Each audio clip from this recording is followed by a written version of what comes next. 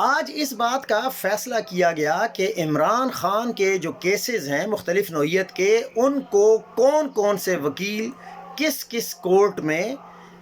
پرسو کریں گے۔ تو سب سے پہلے جو کرمنل جورسڈکشن کے کیسز ہیں، یعنی سائفر، توشہ خانہ وغیرہ، ان کو آج یہ فیصلہ کیا گیا ہے کہ علی ظفر صاحب اور سلمان صفدر صاحب یہ دونوں پرسو کریں گے۔ اور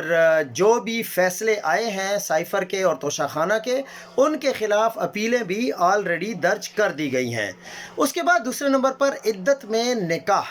اس کیس کو سلمان اکرم راجہ صاحب اور عثمان ریاض صاحب یہ دونوں پرسو کریں گے، اور ان کی بھی، ان دونوں کیسز کی بھی، یعنی عدت کیس کی بھی اپیل آلریڈی درج کر دی گئی ہے، فائل کر دی گئی ہے، تاکہ اب اس کو ایک انجام تک پہنچایا جائے۔ اس کے بعد تیسرا یہ ہے کہ عمران خان صاحب کی جان کو بھی ڈیفینیٹلی خطرہ ہے، اور بشرا بی بی کو بھی خطرہ ہے، اور ان کو ایک ہفتے سے کوئی ایسی چیز کھلائی گئی ہے سلو پوائزننگ ٹائپ، کہ لوگ اب اس تشویش میں ہیں کہ شاید ان کی جان لینے کا منصوبہ ہے، کیونکہ ان کی جو گلا ہے وہ مکمل طور پر بلاک ہو چکا ہے، اور ان کو پیٹ میں بھی شدید تشویش ہے۔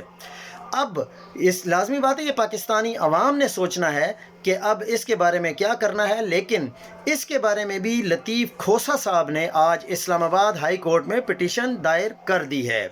اور دیکھیں، عمران خان صاحب تو آ رہا ہے، جس طرح کا فیصلہ عوام نے سنا دیا ہے، تو اب عدالتوں کو بھی چاہیے کہ میرٹ پر فیصلے دیں، اور قوم کو بھی چاہیے کہ ان کیسز کی خود نگرانی کریں، تاکہ پتہ چلے کہ کہیں یہ نہ ہو کہ عمران خان کے ساتھ بھی وہ والا سلوک ہو جائے جو اس سے پہلے بھٹو صاحب کے ساتھ بھی ہو چکا ہے۔ تو ہم چاہتے ہیں کہ پاکستان کو آگے لے کر جایا جائے، لیکن دیکھتے ہیں کہ اب جو فیصلہ ساز ہیں، یعنی ڈیسیجن میکرز ہیں، وہ کس حد تک جاتے ہیں۔